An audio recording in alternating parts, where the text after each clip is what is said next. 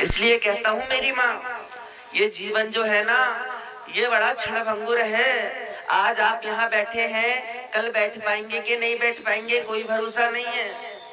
क्षणभंगुर जीवन की कलिका, कल प्रातः को जान खिली न खिली। रट ले हरि नाम अरी रसना, फिर अंत समय में हिली न हिली। हाँ, जब प्राण निकलने का जब समय आता है ना, तो जो हमारा कंठ है ये अवरुद्ध हो जाता है, आवाज नहीं निकलती। बोलना तो चाहते हैं लेकिन आवाज नहीं निकलती, क्या करें। प्रार्थना करना चाहते हैं मगर स्मरण नहीं रहता, संसारिक बातें ध्यान में आती हैं। मेरे जाने के बाद मेरे पुत्र का क्या होगा, मेरे जाने के बाद मेरी संपत्ति का क्या होगा, मेरे जाने के बाद जो मैंने इतना इकट्ठा करके रखा है, इतना धन वैभव मैंने यहाँ गड़ा के रखा है, उसकी देखभाल कौन करेगा।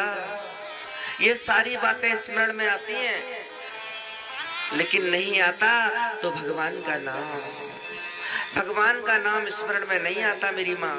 हाँ, आपने भागवत की कथा सुनी है ना। जड़ भरत जी महाराज, जड़ भरत जी महाराज वन में गए थे भगवान की तपस्या करने के लिए, भगवान को प्रसन्न करने के लिए।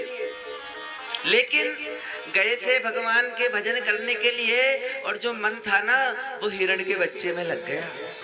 हाँ, आए थे हरि भजन को, फौटन लगे कपाल। घर से निकले थे भगवान का भजन करने के लिए, और जंगल में आए तो मन हिरण के बच्चे में लग गया। उनका लालन पालन करने लगे, हरी हरी घास खिलाने लगे। जब जड़ भरत जी की मृत्यु का समय आया, जब जड़ भरत जी के मृत्यु का समय आया, तो ना भगवान की याद आई, ना देवताओं की याद आई, ना पुराणों की याद आई। याद आई तो किसकी, हिरण के बच्चे की।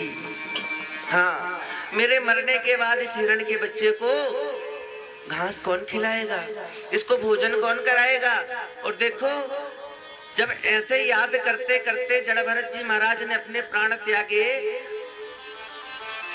तो भागवत में लिखा है जड़ भरत जी महाराज को दूसरे जन्म में हिरण बनना पड़ा। हाँ, हिरण बन गए वो।